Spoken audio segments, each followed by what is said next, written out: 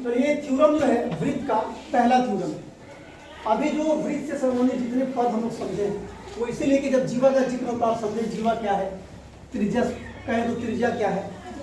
तो थ्योरम हमारा ये है कि वृत्त की बराबर जीवाएं केंद्र पर बराबर कोण अंतरित करती हैं। अंतरित करती हैं, बनाती हैं, ठीक है। अंतरित का मतलब बनाना। बराबर जीवाएं, अब जीवा कहेंगे तो आप समझ चुके हैं कि जीवा वैसे रेखाखंड है जो वृत्त के एक छोर से दूसरी छोर तक जाती है। तो पहले तो एक हम फिगर बनाए यहाँ, ठीक है। इसमें क्या किया, दो जीवा लिए। यहाँ ध्यान दीजिए, लिखना बंद कर दीजिए, बाद में लिखिएगा। ये आपका फिगर है वृत्त का, ये ओ लिखे हैं केंद्र। दो जीवा बनाए हैं पहले, ए बी और सी डी, और दोनों जीवा को देखिएगा, ए को मिला है ओ से और बी को मिला है ओ से। तो यहाँ पे कोण बना ना, ये कोण ए ओ बी बना, या इसको हम बी ओ ए लिख सकते हैं, कोण को ऐसे ही इंडिकेट करते हैं। फिर यहाँ सी डी था, सी को ओ से मिलाया, फिर डी को ओ से मिलाया, एक कोण बना हमारा सी ओ डी। असल में हमको साबित यही करना है कि ए ओ बी और सी ओ डी जो कोण है वो आपस में बराबर है, ये प्रूव करना है। तो पहले एक फिगर बनाइए, और तब हम जब सॉल्यूशन देते हैं तो सबसे पहले लिखते हैं दिया है, जिसको किताबी भाषा में उत्पत्ति कहते हैं। आप दोनों में से कुछ भी लिख सकते हैं। हम बार बार कहते हैं कि ज्योमेट्री का सवाल जब सॉल्व करने के लिए आता है तो सवाल में जो दिया है वो लिखिए, जो सिद्ध करना है वो लिखिए, और जो कुछ अगर अलग से आप कोई काम किए हैं रचना के तहत उतना लिख लीजिएगा। तो 5 नंबर का सवाल में 2.5 नंबर मिल जाएगा, 2 नंबर। बात समझ रहे, ब्लैंक नहीं छोड़ना है, हर स्टेप पे नंबर मिलता है। तो हम दिया है या उत्पत्ति में लिखे कि एक वृत्त, और वृत्त को डिनोट करते हैं सी ओ आर से।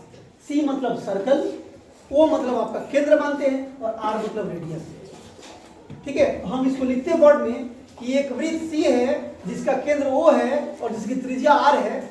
उतना नहीं लिख करके हमने लिखा कि एक वृत्त सी ब्रैकेट में ओ कोमा आर में जीवाएं कौन कौन है, ए बी और सी डी। तो लिखा में जीवाएं ए बी तथा सी डी की लंबाइयां समान है।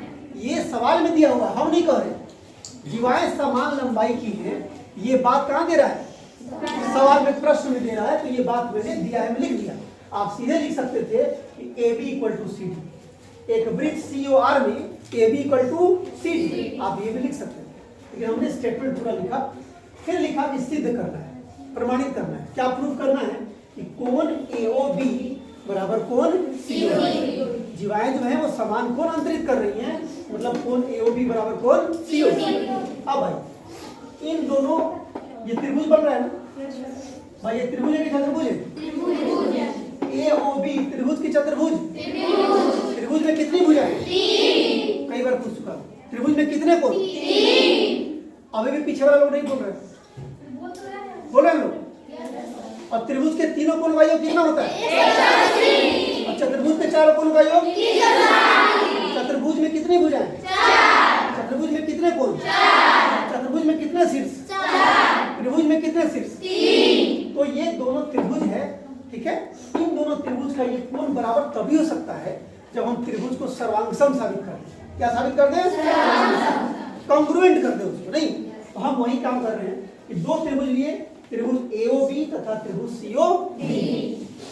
लिखा मैंने पहले ए बी किसके बराबर है, क्यों बराबर है, प्रश्न में दिया हुआ, सवाल में दिया हुआ, तो मैंने लिखा ए बी बराबर सी डी प्रश्न। उसके बाद क्या है कि ओ ए जो है ओ डी के बराबर लिख सकते हैं क्योंकि दोनों त्रिज्या है। तो लिखा मैंने ओ ए बराबर ओ डी, क्या ब्रैकेट में लिखा आर, त्रिज्या लिखिए चाहे आर लिखिए चाहे रेडियस लिखिए, बात बराबर। फिर क्या है, ओ बी जो है वो किसके बराबर, ओ सी। तो लिखा मैंने ओ बी बराबर ओ सी, ब्रैकेट में क्या दिया आर। तो देखिए तो 3 भुजाएं 3 भुजा के बराबर हो गई। तो मैंने लिखा है इसलिए एस एस एस मतलब साइड साइड साइड सर्वांग समता से आप लिख सकते हैं, साइड साइड साइड सर्वांग समता कसौटी से। हाँ, कोण ए ओ बी बराबर कोण सी ओ डी, ये दोनों कोण बराबर हो गया। बराबर और चीजें भी कर सकते थे जरूरत पड़ेगा तो, लेकिन उसकी जरूरत नहीं है, हमको बस ये दोनों कोण ही बराबर करना था। तो मैंने लिखा कोण ए ओ बी बराबर कोण सी ओ डी, क्यों ब्रैकेट में लिखा C P C T, corresponding part of congruent triangle, और यही हमको प्रूव करना था। तो लिख दिया मैंने प्रमाणित। आपके फाइनल एग्जाम में वृत्त से संबंधित एक सवाल पक्का रहेगा, और ये 4-5 थ्योरम हम लोग पढ़ेंगे इसमें, उसमें से एक तो जरूर रहेगा, ठीक है। और इसी पे फोकस करके, इसी से कंसर्न समझ के 10th में भी सर्किल में चैप्टर पढ़ना है, और बहुत सारी चीजें काम आएंगी उसमें। तो आप इसको बना करके 4 बार बना के होमवर्क में लाइएगा, ठीक है। कितनी बार? 4। आते ही कल चेक कराइएगा, चाहे कॉपी जितने भी हो, 150 भी कॉपी हो तो बैठ कर चेक करेंगे, बना के सब लोग लाइएगा। नहीं तो स्केल है ही, पीटने में हम कमी नहीं करेंगे। नियम चाहे जो बनाओ सरकार का, हम बक्सेंगे नहीं, हम सब लोग को बना करना है, ठीक है। 3 लड़के ठीक है बोलिए, सब लोग बोलो। चलिए ठीक है, बना लीजिए।